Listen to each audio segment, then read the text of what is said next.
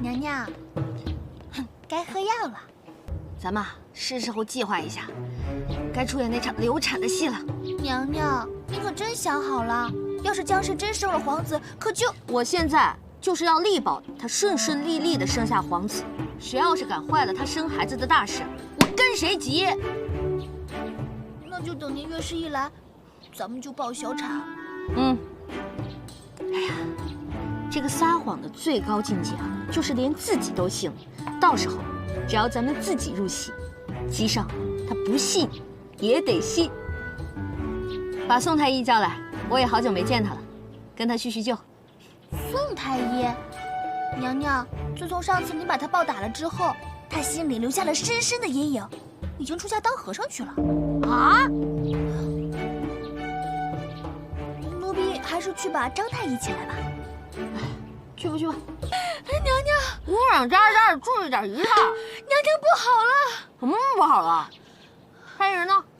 我刚刚路过幽兰殿，发现幽兰殿里已经乱成一锅粥了。说是太皇太后知道了幽兰殿的事儿，震怒，已经吩咐嬷嬷带着药去了。什么药啊？那种药，落胎的。你喝了？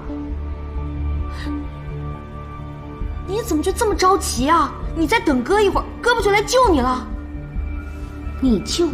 哎呀，我不救你谁救你啊？哎呦，这都憔悴成什么样了？你别再这么假惺惺的了，这没有外人，你装给谁看？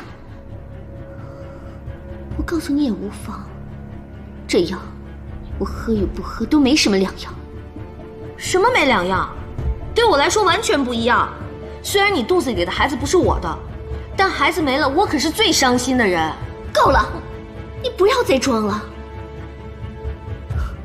我现在就告诉你，其实我根本就没有怀孕，这只不过是我挽留皇上走得一步棋而已。你说什么？你没怀孕？那幅画像的事，本是我想陷害姐姐，即便陷害不成功，我笃定依照姐姐的性格，定会置我于死地。这样一来，皇上就会站在我这一边，你对我百般热情和嘘寒问暖，反而让皇上高看你一眼。我现在已经是无计可施了。你无计可施？你这一假怀孕，我比你更无计可施了。行了行了，别哭了。齐胜不还老来你这儿吗？以后把握机会就是了。我好心劝你啊，男人都是自由的鸟，最烦被束缚。如果你想和你的圣上一生一世一双人，以后不要再用这种方式了。太好了，这样的话就省了咱们的事儿了，也不用咱们杀生作孽了。我的宝贝儿，这对我来说算什么好事儿啊？娘娘，江氏她没怀孕，你怎么还失望了呢？江映月生不下孩子，我用什么借口来搞掉齐胜？现在看来，之前的所有计划都无法实施了。娘娘，来日方长，咱们以后再想办法吧。我们先回宫吧，太医已经在那儿候着了。也只能这样了。娘娘脉象稳定，想必这孩子也是极好啊。别装了啊！你就直接跟我说，咱们什么时候把这个孩子拿掉？啊，娘娘，这孩子是真有了啊！小张啊，小张，这个孩子不能有。娘娘，这个孩子可以有。虽然之前臣受张老夫人之托，要称娘娘怀了孩子，但臣上次给娘娘诊脉时，确实发现娘娘有了身孕。那你上次为什么不说？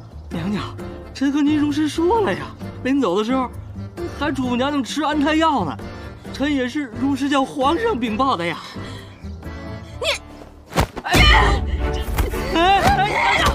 娘娘，您确实怀孕了呀！打死你！娘娘，你不能这样！娘娘怀孕了！我跟齐胜根本就没有，我怎么可能啊？难道是3个月前在江府那次？啊！你不要再像个跟屁虫一样烦着我了，好不好？娘娘，您真是太大意了，怎么一直没来月事，自己都没发现呢。我一个大老爷们儿，我又没生过孩子，我怎么知道？啊西爸！那定是您底子好，没有什么害喜的反应。这次在江北遭了那么大的难，都没有动了胎气，说明这孩子是上天对您的眷顾，是命中注定啊！老天爷，你这是找死了玩我呀！娘娘，今天江氏没了孩子，咱们又有了孩子，这真是双喜临门呐！您怎么下地了呀？我是怀孕，又不是瘫痪，干嘛老让我躺着？那新熬好的燕窝粥，您吃2口。这个孩子不能生。一开始朕也这么觉得。既然你也这么觉得，那咱们就趁现在还来得及，赶紧把这个孩子拿掉吧！啊！可当朕知道有了这个孩子的时候，心里竟然很欢喜。可是，这个孩子我生不了。这又是为何？我这些都是为你好啊！这孩子生了会增加张家的势力，为了不让张家的势力过大，这个孩子还是不生为好。孩子和张家之间，朕当然会选择孩子。你是不想和朕共同生养一个孩子？这不是和谁生的问题，而是让我生孩子，我根本就没有那个功能，我接受不了。你可知道，你这话是大逆不道。生儿育女是你的责任，怎么能由你的意愿左右？一定要生吗？啊！你若是敢对这个孩子做什么，朕是不会放过你的。朕命你好生休养，不要胡思乱想，听明白了吗？朕命御厨做了你最喜欢吃的榴莲粥，一会儿就送过来。我不想吃榴莲粥，我想吃鸭脖、鸭肠、鸭心、鸭锁骨。我头疼。哎呦！猜猜我是谁？杨烟。没急，一下子就猜到了。除了你还有谁呀？那你猜猜这是什么？桂花糕。啊！不要再提桂花糕3个字了。叫我好人，不用谢。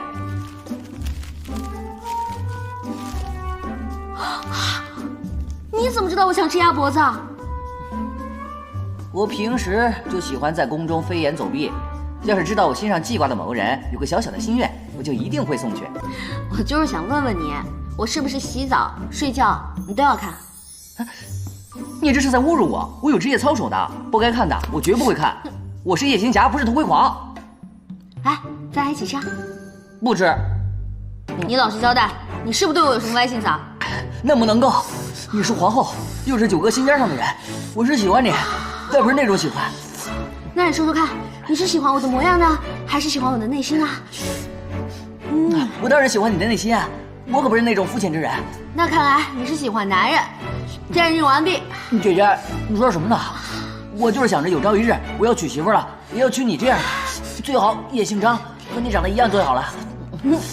我跟你说啊，我可是独一无二的，没有双胞胎兄弟。姐姐，难道让我守着你嫁不出去吗？你也到年纪该娶媳妇了哈。哎，我就当一回月了啊。等我回老家，我给你撒么撒么啊。那我就等你气儿啊。